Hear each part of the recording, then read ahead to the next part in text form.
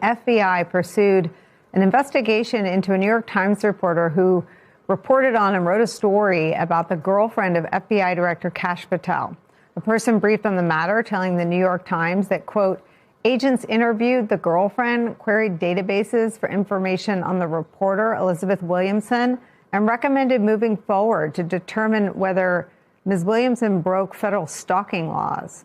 In response to the New York Times, the FBI said that, quote, investigators were concerned about how the aggressive reporting techniques crossed lines of stalking, but added that the FBI is not pursuing a case.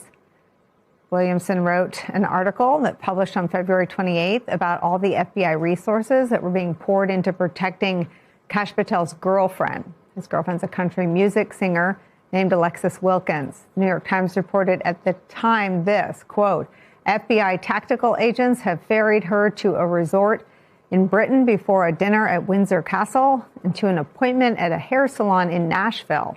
Last April, agents in 2 SUVs stood guard outside a senior center in Ronald Reagan's boyhood home of Dixon, Illinois, while she sang for a few dozen young conservatives. To an extent not previously reported, Ms. Wilkins is escorted in her travels by special weapons and tactics team members drawn from FBI field offices around the country.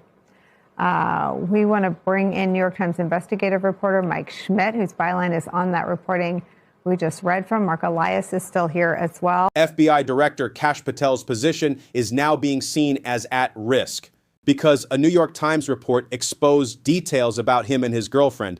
And now there are allegations that Patel used his power to target that journalist. So the question is simple. Was this an investigation or a misuse of power? The full truth is in this clip. Mike, tell us what you're reporting. Look, the FBI went out and interviewed Alexis. They talked to her about the concerns that she had about this New York Times reporter, and in turn went through FBI databases looking for information on my colleague, this New York Times reporter, Elizabeth Williamson. And then agents recommended that the Bureau move forward with a larger, more fulsome investigation into whether the New York Times reporter, my colleague, had broken federal stalking laws through her reporting. And what stood out at us about this is that the reporting that Elizabeth Williamson had done for this story is what we would consider routine reporting, reporting that is asking questions, which is a normal, respected First Amendment practice in the media. But in this instance, the FBI wanted to move forward with looking into whether that had broken the law.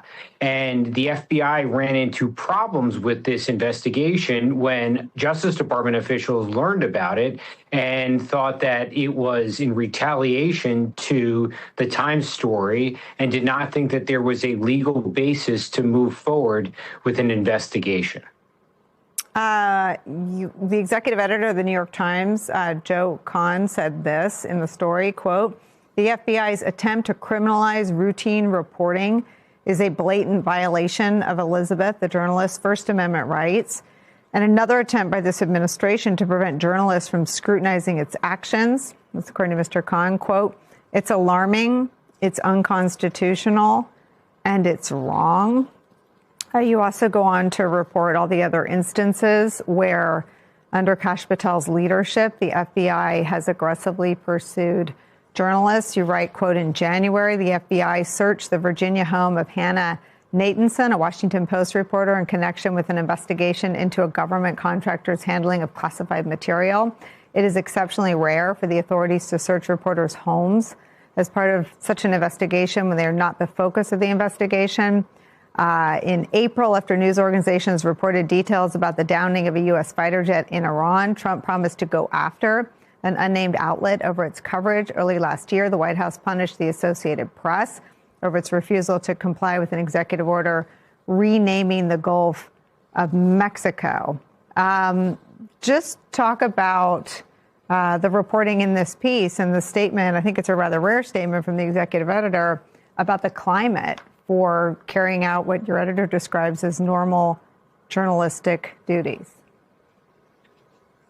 The most important thing to know here is that reporters that find themselves caught up in federal investigations usually find themselves as witnesses, in the sense that the government is trying to identify who our sources are, who we're relying on to publish government secrets or grand jury material or classified information.